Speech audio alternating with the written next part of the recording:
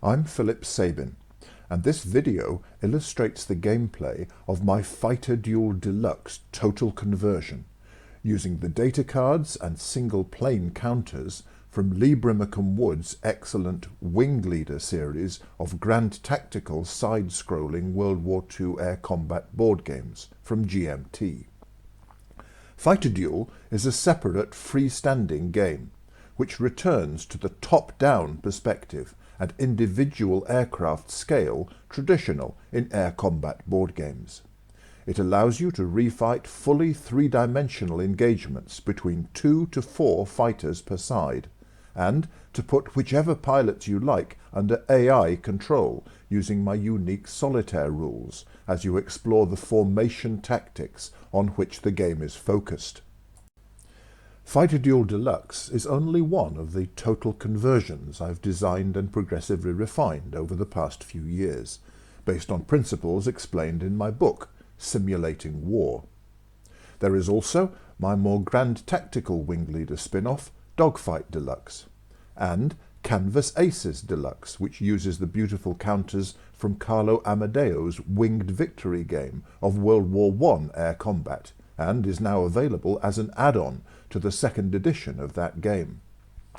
Both of these other conversions use my unique 3D board, which reintroduces a third dimension to the side-scrolling perspective from the parent games, as shown in the other videos I've produced on each design. All three conversions may be downloaded freely from the I/O group for my book, or from the Board Game Geek pages for their parent games. As long as you own one or more Wing Leader games and add-ons, the main extra components you will need to play Fighter Duel Deluxe are a grid of hexes sufficiently large to hold Lee's counters, and some small dice to track altitude in white and airspeed in blue, and to sandwich the counters upright when the plane's wings are level. Both the hex grid and the tracking dice are provided in the Winged Victory add-on which I just mentioned, allowing easy play of all three of my conversions. You can use a finer hex grid instead, as shown in the inset, which displays the same game situation. But then you will need to use smaller dice and counters, like those shown from the old SPI game, Spitfire. Each hex represents 100 yards, and each of the 18 altitude steps represents 300 feet of height. So the entire board represents a block of airspace around 3 miles long, 2 miles wide, and 1 mile high at a variable distance above the ground. The Fighter Duel Deluxe rules contain a complete illustrated sample game of an engagement against AI pilots in the Finnish Winter War of 1939–40. I have also posted a separate booklet showing complete player-controlled dogfights between Japanese and Soviet fighters over Mongolia in 1939, and between US P-51 Mustangs and German Me-262 jets in late 1944, using the previous edition of the rules.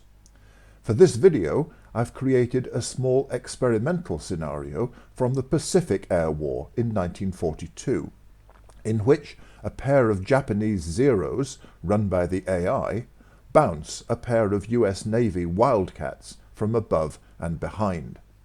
I want to try the Thatch-Weave defensive tactic developed by USN Squadron Commander John Thatch to escape just such an unfavorable situation. Lee's aircraft data cards clearly show the Zero's advantages over the Wildcat in turn rate and low altitude performance. Its rear-view canopy allows Japanese pilots to maintain situational awareness, SA, better during dogfights. The offsetting disadvantages of the Japanese plane are its lower firepower compared to the 650 caliber machine guns in the F4 version of the Wildcat, and its much inferior resilience due to sacrificing armor protection for agility and endurance. My rules add a further significant comparative disadvantage, namely that the Zero's roll rate above 250 miles an hour is poor. Thatch's tactic aims to exploit these Japanese weaknesses in reversing bank and resisting return fire, by having threatened F4s weave across one another's flight path, allowing them to counter-attack Zeros pursuing their colleagues. By default, opposing flights in Fighter Duel meet in a head-on approach.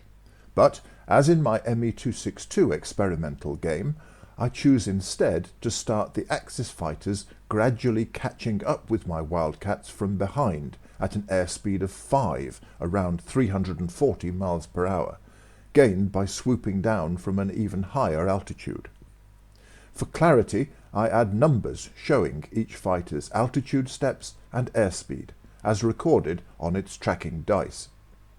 I set the engagement at wing leader levels 6 to 8, to show how drag in my rules increases in the thicker air below 10,000 feet.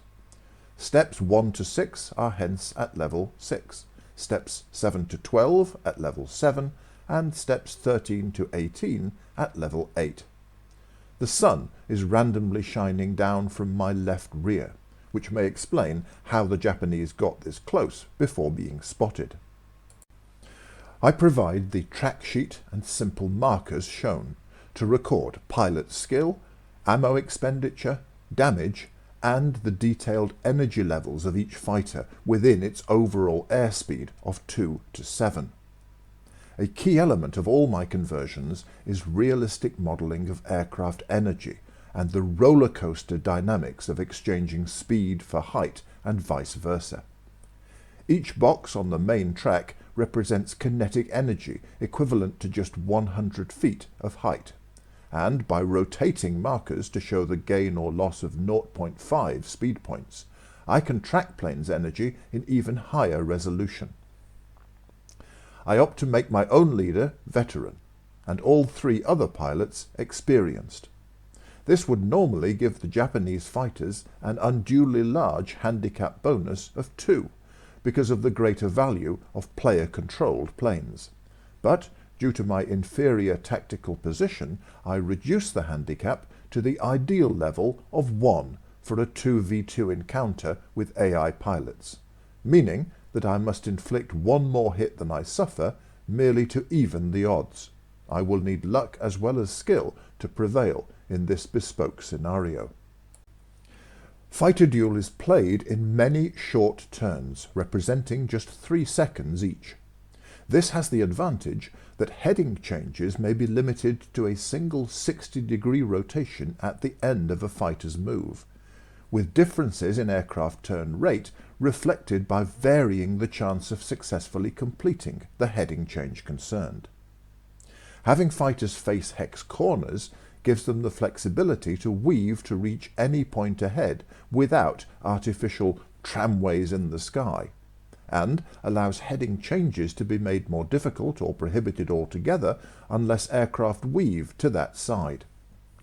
The short turns also allow a return to the simple I go you go sequence of early air combat board games, instead of the clumsier initiative calculations or simultaneous move plotting used more recently. This creates a leapfrog dynamic, as shown, and means that planes which fire from the maximum 2 hexes range at the end of their own move are actually an average of 4 hexes from their target across the turn as a whole, corresponding well to the 400-yard effective range of World War II fighter gunfire. The simplicity of maneuver options in my short turns also makes possible my unique AI system, which works by each AI pilot deciding successively which enemy plane to pursue or evade, whether to dive or climb, whether to weave left or right in each hex moved, and whether to attempt a heading change. Each of these decisions is made by consulting a nested list of priorities, as shown here for movement direction. Some randomization of the key initial choice of which enemy fighter to pursue or evade stops AI behavior becoming too predictable, as does the chance of AI turn attempts failing. AI maneuvers are still far inferior to those of capable players, especially as regards formation tactics, but offsetting handicaps in victory points, turn costs and SA help to balance solitaire games. Axis fighters move first each turn, with wingmen moving after their leader. On turn 1, the Japanese leader picks my slightly closer wingman as his opponent. Each hex or step closer brings a 20% chance that the closer opponent will be selected. The Zero pilot makes a shallow dive 1 step to my altitude, and weaves right to spread out from his own wingman. He ends only 2 hexes too far away to open fire on his target. Fighters in my system gain or lose speed points each turn as shown on the table, depending on their altitude level, speed rating, and initial airspeed. Gains in blue are increased by 0.5 if the plane's climb rating at its current height is 1, and reduced to a maximum of 0.5 if the plane's climb rating is 3. This simulates how sustained climb rates declined with increasing altitude. At the medium altitudes in this scenario, all fighters have a climb rating of 2. So, since Step 7 is at the bottom of Lee's Level 7, the lead Zero, with its speed rating of 4 and initial airspeed of 5, loses 1 speed point due to drag from exceeding its maximum level speed.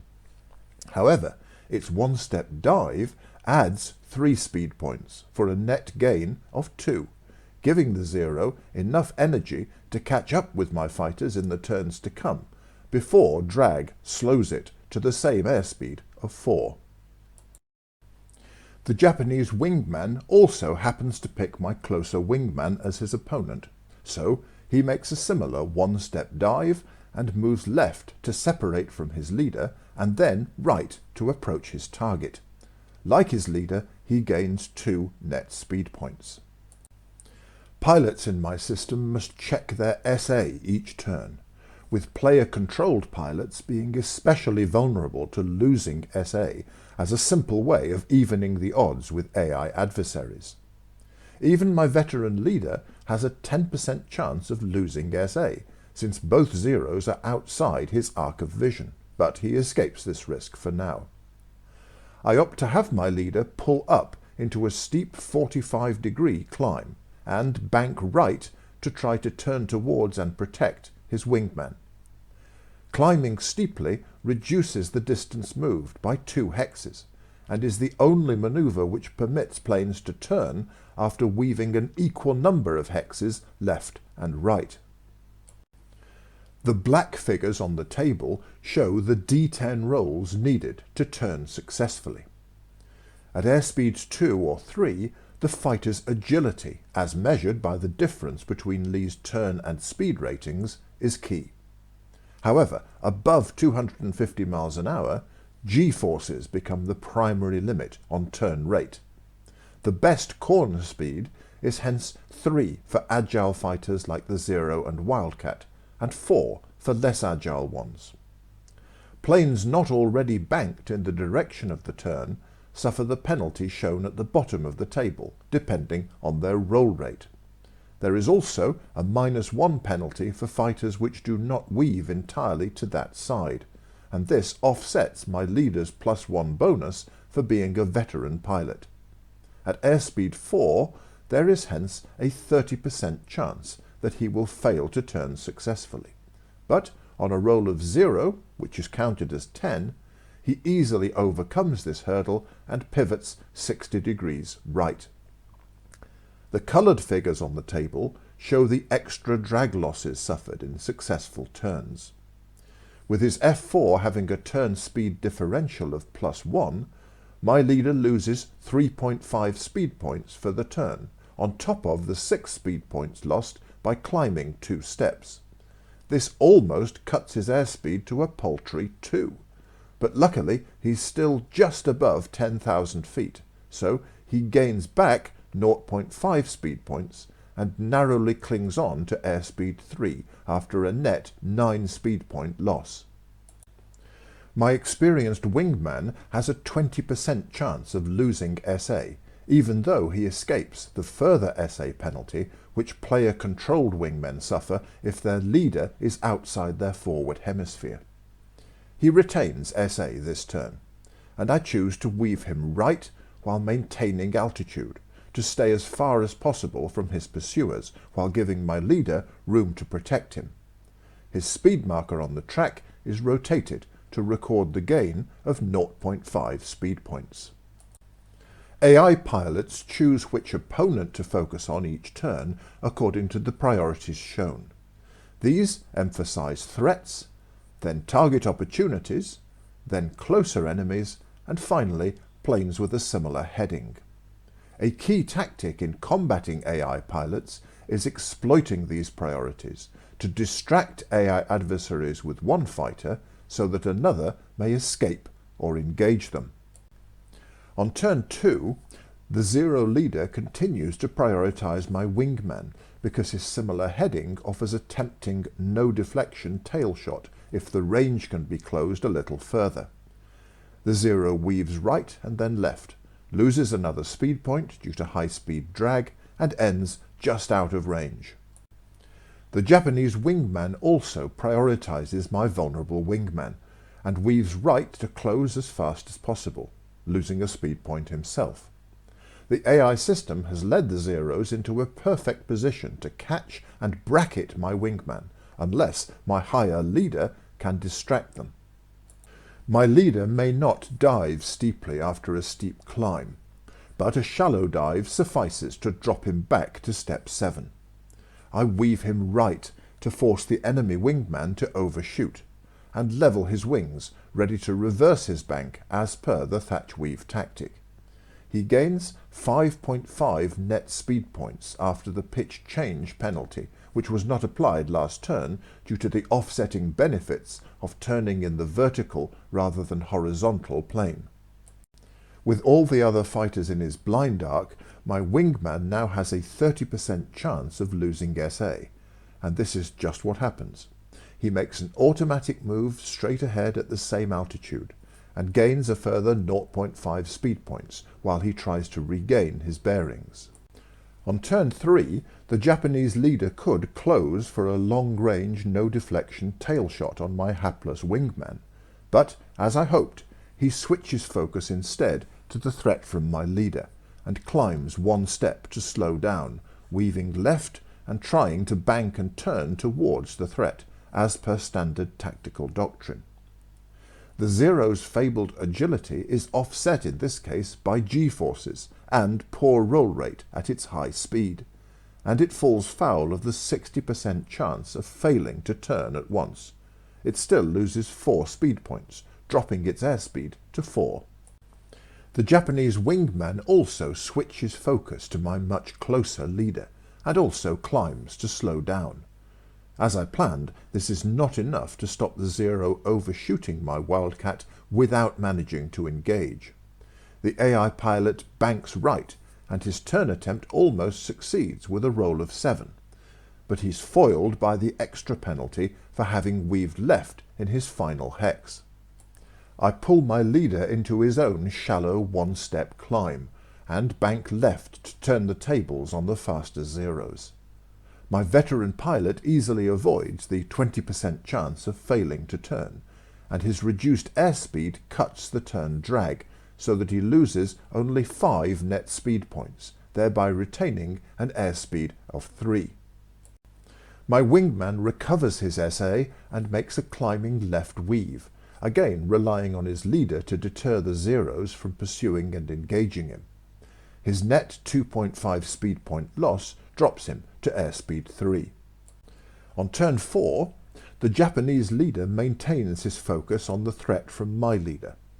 He continues his shallow climb to exchange speed for height as he seeks to turn towards my fighter, but reversing bank at his poor high-speed roll rate leaves him only a 10% chance of changing heading this turn.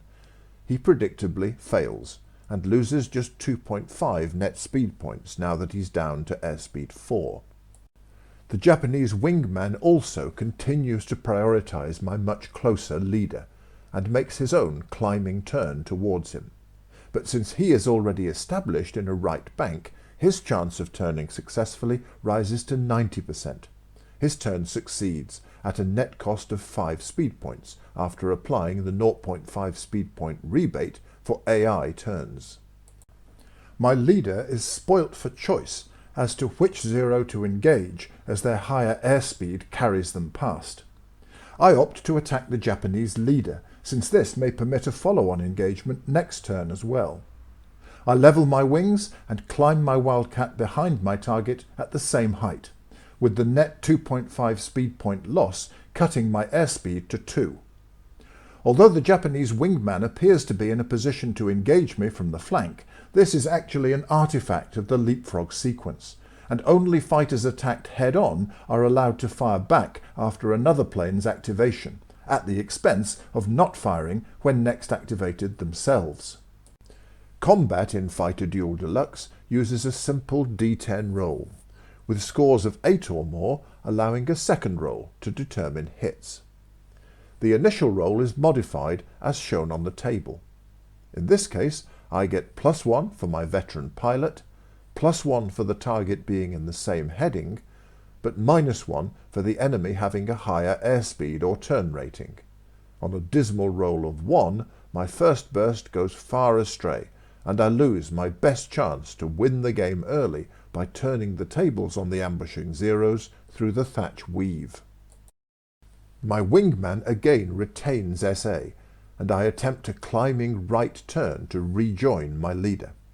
My pilot just avoids the 30% chance of failing to turn after banking, and retains an airspeed of 3 despite his loss of 5 net speed points. On turn 5, the Zero leader, now established in a right bank, succeeds in a climbing right turn to try to escape my own leader. He loses 5 net speed points, but still retains an airspeed of 4.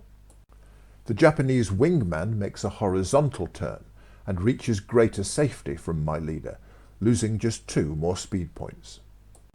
My own leader has too little airspeed to continue climbing, but he weaves right and fires a second, longer range burst from 1 step below the receding Zero leader. His 1 speed point gain is not enough to return him to airspeed 3. There is now no net fire modifier, and on another roll of 1, this burst also goes wide. My wingman rolls 3 for SA, but is unaffected since all 3 other fighters are now back in his arc of vision. Since only 1 attack is allowed per turn against a given target, he stops climbing and maintains altitude instead, so as to fly further and hopefully set up a long-range shot of his own next turn. He easily succeeds in changing heading, and just retains an airspeed of 3, despite the net 2 speed point loss. On turn 6, the Zero leader faces bracketing threats from both my Wildcats, and randomly chooses to keep focusing on my own leader. He continues his climbing right turn, and the net 5 speed point loss at last cuts his airspeed to 3. The Japanese wingman avoids the risk of losing SA now that both my fighters are outside even his extended arc of vision when banked. He focuses on my closer leader, and resumes climbing while successfully continuing his right turn. He too decelerates to airspeed 3 due to his net 5 speed point loss. My leader makes a shallow dive to regain speed, and banks right but fails to change heading due to being well below corner speed.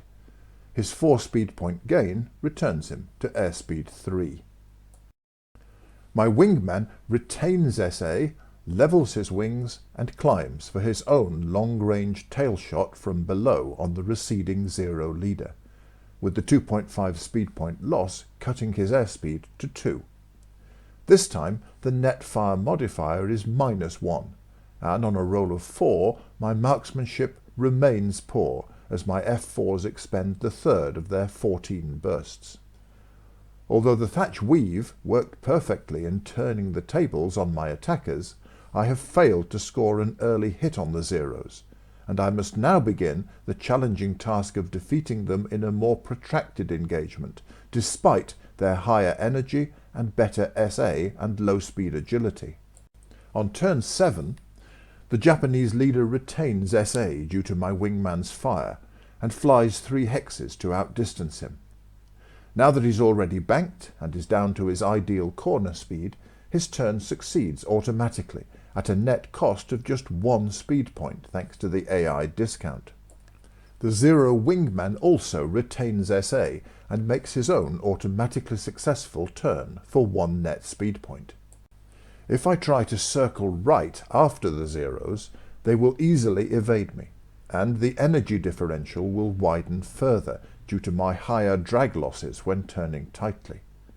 I hence decide instead to reverse my leader's bank yet again and begin a leftward circle, so as to set up head-on passes which are asymmetrically in my favour, a key part of Thatcher's tactics.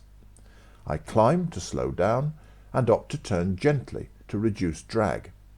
Together with the penalty for reversing bank, this gives my veteran pilot only a 20% chance of changing heading this turn, and not surprisingly, he fails. My net 2.5 speed point loss leaves me still just at airspeed 3. My wingman retains SA, and I opt to bank him right regardless and enter a shallow dive in the hope that he may be able to pull up for one last deflection shot as the Japanese leader crosses in front. His bank and low speed give him only a 30% chance of changing heading, and his failure removes any chance of a further shot, though at least the net 4 speed point gain brings him back to an airspeed of 3. On turn 8, the Zero leader retains SA thanks to his rear view canopy, and makes another automatically successful turn for 1 speed point. Exactly the same applies to the Japanese wingman, whose AI pilot suffers no penalty for not having his leader in front. My leader retains SA and makes a successful gentle climbing turn, with the net loss of 4 speed points dropping him firmly to airspeed 2. My wingman narrowly avoids the 20% risk of losing SA with his leader behind him, and attempts his own gentle climbing turn with the aim of rejoining his leader in due course, but fails to change heading as a result. Choosing whether to turn gently or tightly is a key trade-off for player-controlled fighters as they seek to balance the competing demands of angles and energy tactics. The 2.5 speed point loss due to the climb drops my plane back to airspeed 2, where all turns are perforce gentle. On turn 9, the Japanese leader continues turning securely for 1 speed point to leave my floundering wingman firmly behind. His own wingman makes another automatic turn for 1 speed point to face towards my lead Wildcat 1,200 yards ahead. My leader has little choice but to keep pulling back on the stick to turn towards the threat, while diving to regain precious airspeed. Thankfully, my veteran pilot avoids the 40% chance of failing to change heading at his low speed, though the net 3 speed point gain is not quite enough to return him to airspeed 3.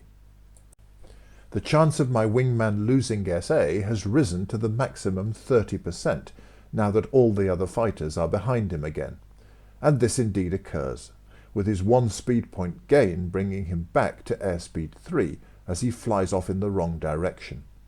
I have now forfeited any chance of repeating the formation tactics which allowed my successful initial defence, and my only hope is that the reunited Zeros will be torn as to which of my scattered pilots to engage.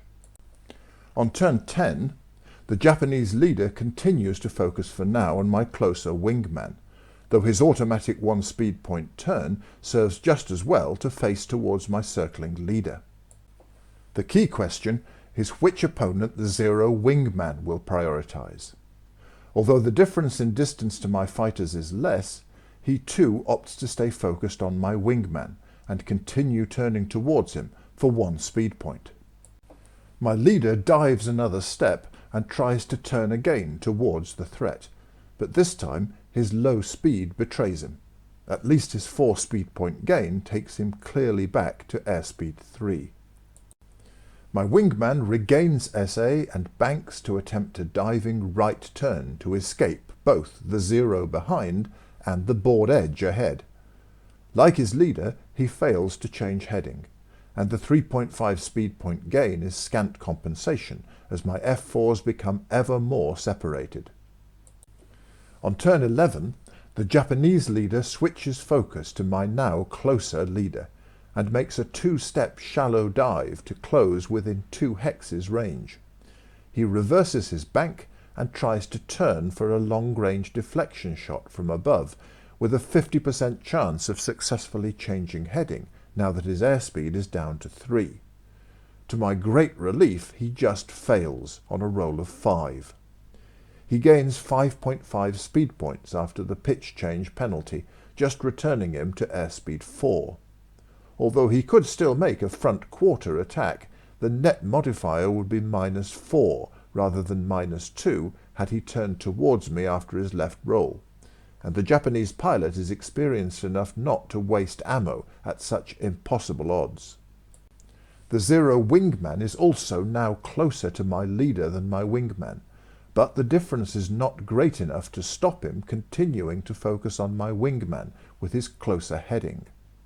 The Japanese pilot makes a shallow dive to my wingman's altitude and gains 2 speed points as he continues his automatic turn into a position directly behind my fighter at 800 yards range.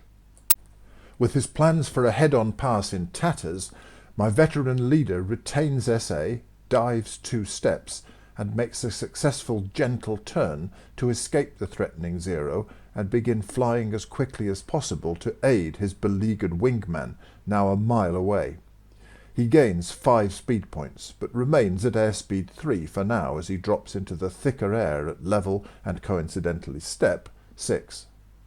On a roll of 3, my isolated wingman loses SA yet again and levels his wings to regain his bearings, gaining 0.5 speed points as the board edge draws ever nearer.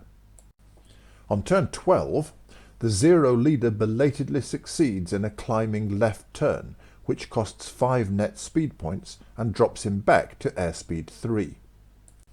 The Japanese wingman levels out and randomly opts to weave left in pursuit of my wingman, since no other priorities apply.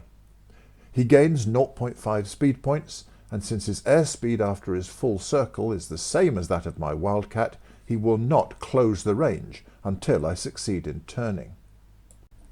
My leader dives a further step and attempts another gentle turn in pursuit of the enemy wingman. However, this time he falls foul of the 30% chance of failing to change heading when turning gently, as the 3.5 speed point gain accelerates him to airspeed 4. My wingman regains SA, but dare not risk another right turn attempt with the board edge so near. He tries a climbing left turn instead, and thankfully succeeds in changing heading at last for a net cost of 5 speed points, which drops him to airspeed 2. On turn 13, the Zero leader makes another automatically successful left turn for 1 speed point, though it will take him a long time to re-engage from this position. The Japanese wingman climbs 1 step to match my own wingman's climb, and again randomly chooses to weave left in his pursuit, losing 2.5 net speed points. I reluctantly dive my leader a further step to offset the extra turn drag at airspeed 4, and try again to make a gentle turn. This time I succeed, but the thicker air means that I gain just 0.5 net speed points despite my dive. My wingman narrowly avoids losing SA yet again and dives back down while trying to continue his turn. He just manages to change heading despite his low speed, and his net 3 speed point gain returns him safely to airspeed 3. On turn 14, the Zero leader continues turning for 1 speed point. His distant wingman dives to match my own wingman's dive, and weaves right and then left to a position not quite within firing range, gaining 3.5 speed points. My leader maintains altitude and attempts a further gentle turn towards his colleague. He succeeds, and so loses 2.5 net speed points, leaving him still securely at airspeed 4. My wingman retains SA now his adversary is back in view, but a wireless call from my leader prompts him to level his wings regardless and climb forward so as to tempt his opponent to follow and set him up for an attack by my approaching leader zooming up from below. he just maintains airspeed 3 despite the 2.5 speed point loss. On turn 15, the Japanese leader retains SA despite my wingman being far away and my leader being 2,000 feet lower and so hard to spot against the ocean. The Zero pilot dives 2 steps himself to narrow this altitude separation as he makes another automatic turn, but the resulting 5 speed point gain is not quite enough to accelerate him to airspeed 4. The Japanese wingman attempts a climbing left turn in pursuit of my own wingman and successfully changes heading at a net cost of 4 speed points. My leader levels his wings and delays his climb for a turn so as to take advantage of his 4-hex move. There is no speed point gain in the thicker air. My wingman retains SA and dives 2 steps to start drawing his pursuer down towards my leader's altitude, gaining 5.5 speed points after the pitch change penalty. On turn 16, the Zero leader focuses on my leader due to his closer heading, and dives another 2 steps towards him while levelling his wings. The 5.5 speed point gain after the pitch change penalty takes him to airspeed 4. The Japanese wingman also dives 2 steps and automatically turns after my own wingman, with the 5 speed point gain not quite enough to take him too to airspeed 4. My veteran leader climbs 2 steps to prepare for his attack, and tries to weave to the ideal position to intercept his quarry. His 7 speed point loss, including the pitch change penalty, drops his airspeed to 3. My wingman loses SA in his dangerous attempt to serve as a decoy for an enemy behind, and so flies straight forward and gains the usual 0.5 speed points at this altitude, at least remaining just outside the Zero's 60-degree frontal arc. On turn 17, the Japanese leader pursues my own leader, now at the same height, and banks to try to turn into the same heading. He succeeds at a cost of 2.5 speed points, despite his poor roll rate at his increased speed. The other Zero weaves left and automatically turns for a long-range deflection shot on my wingman, at the usual 1 speed point cost. This first Japanese attack of the game has a -1 modifier due to the Zero's heading change, so has a 20% chance of success. On a maximum roll of 10, the attack succeeds regardless. And the only good news is that the modifier cuts the score to 9, and so saves me from the +1 damage roll modifier which applies on hit rolls of 10 or more. Hits in Fighter Duel Deluxe are determined by a d6 roll and the firer's firepower rating, as shown on the table. The Zero's firepower is 1, so on a roll of 1 I will be reprieved, while on a roll of 6 my wingman will take 2 hits and be damaged, forcing my pilots to break off the engagement and lose by a crushing 4 victory points to 0. The actual roll is 5, so I narrowly avoid this fate thanks to the enemy plane's heading change, and instead suffer the likeliest result of a single hit on my wingman's F4, reducing his remaining damage capacity to 3, like the Zeros themselves. My leader is thirsty for vengeance, but if I close the range too much this turn, my quarry will automatically shift his focus to me and continue turning left to frustrate my attack. I hence climb a further step, while weaving left to prepare to engage next turn. The net loss of 2.5 speed points fortunately still leaves me at airspeed 3. My chastened wingman easily avoids the reduced chance of losing SA now the Zero's fire has alerted him, and I opt to weave him right out of the line of fire while making a steep 45-degree dive. He gains 4.5 net speed points after the severe pitch change penalty, taking him to airspeed 4. On turn 18, the Japanese leader levels his wings and climbs 1 step into the thinner air at level 7, but the net 2.5 speed point loss still drops him to airspeed 3 and leaves him 800 yards behind my leader, and so powerless to intervene yet to rescue his imperiled wingmen. Everything now depends on which of my wildcats the other Zero chooses to focus on this turn. Fortunately, my leader is still slightly further away in hexes and steps than my wingman, so the Japanese pilot remains fixated on my wingman due to his closer heading. He dives 2 steps to my plane's altitude and reverses his bank to try to match my heading. For once, I actually want his turn attempt to succeed, to facilitate my leader's attack. And luckily for me, it does, since the Zero is not yet moving fast enough to shift its roll rate from fair to poor. The net 5 speed point gain accelerates the Zero to airspeed 4. My leader at last has the chance to make his 3rd fire attack of the game, but he faces a difficult choice about how to conduct it. If he maintains his existing heading while diving down out of the sun, he will get a better modifier than if he turns into the same heading as the Zero, but it will be easier for the enemy plane to escape thereafter. I opt to split the difference by attempting only a gentle turn, to avoid making my energy inferiority even worse. The turn attempt fails, so I end banked left with a 3.5 speed point gain and a net fire modifier of 0, as the bonuses for the Sun and my veteran pilot are offset by the penalties for the long range and the Zero's greater speed and agility. On a roll of 8, my poor luck in combat finally changes, and I'm grateful that I failed to change heading after all. There is still a risk on a d6 roll of 1 that I will achieve only a near miss. But my Wildcat's greater firepower rating of 2 means that on a roll of 6 I will instead score 3 hits and shoot down the flimsy Zero outright.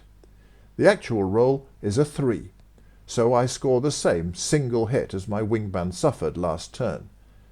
This in itself merely evens the hit balance, and means I will still lose the game due to the enemy handicap bonus if I cannot inflict a further hit on a future turn.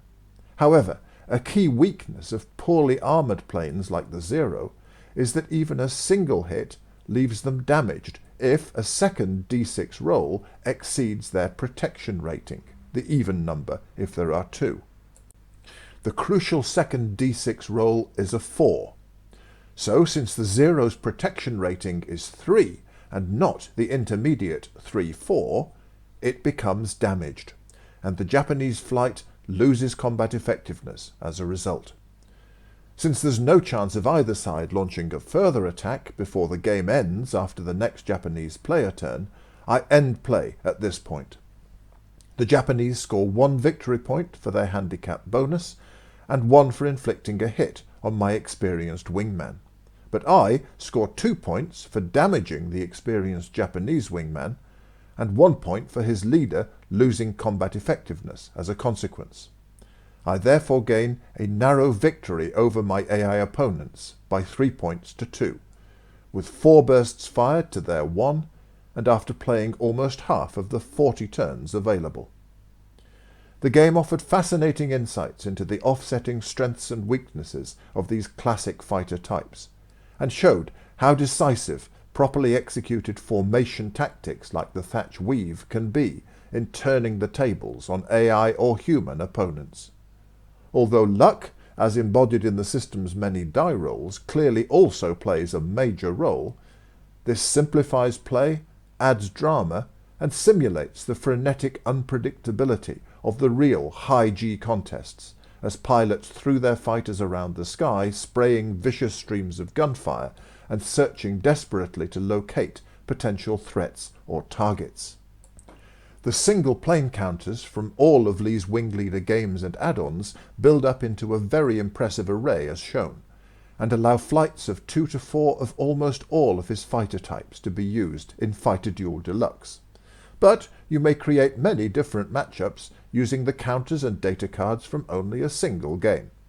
As I said, a blue hex grid of exactly the right size to play Fighter Duel with Lee's counters will be included on the back of the double-sided boards in my imminent Canvas Aces Deluxe add-on for Winged Victory, but you may create your own board instead if desired.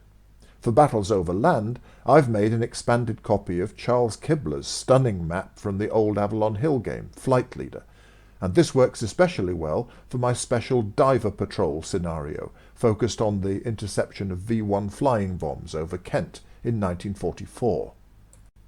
I hope you've enjoyed this introduction to Fighter Duel Deluxe, and that it's given you a clearer sense of how the systems work and how the game plays.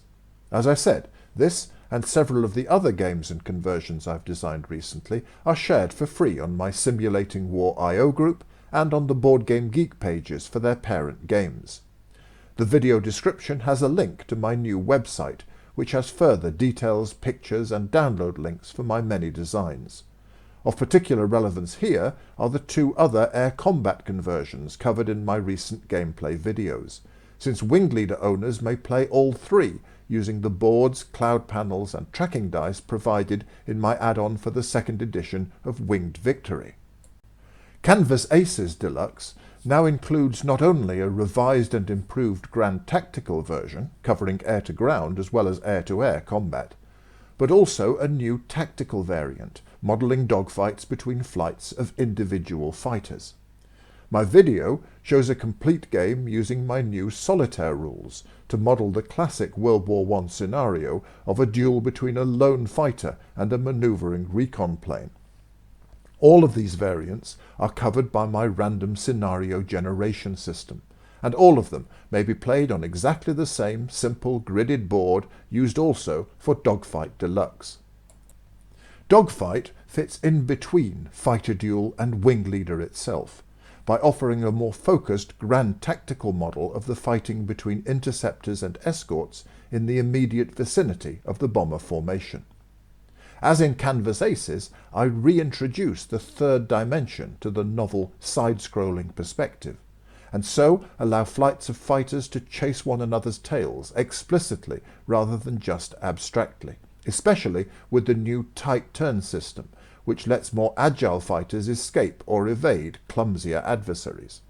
My video shows a complete small engagement between around 30 aircraft, set in the Battle of Britain in 1940. It remains only to thank Lee Brimacombe Wood for the beautiful components and elegant systems design in his now complete portfolio of Wing Leader games, all of which may be used to offer even more variety and interest within the endless possible scenarios in my Dogfight Deluxe and Fighter Duel Deluxe conversions. Using these interlinked designs, you may now refight any daylight air combat from 1936 to 1945, at any scale, from individual aircraft to entire squadron and wing formations. Enjoy!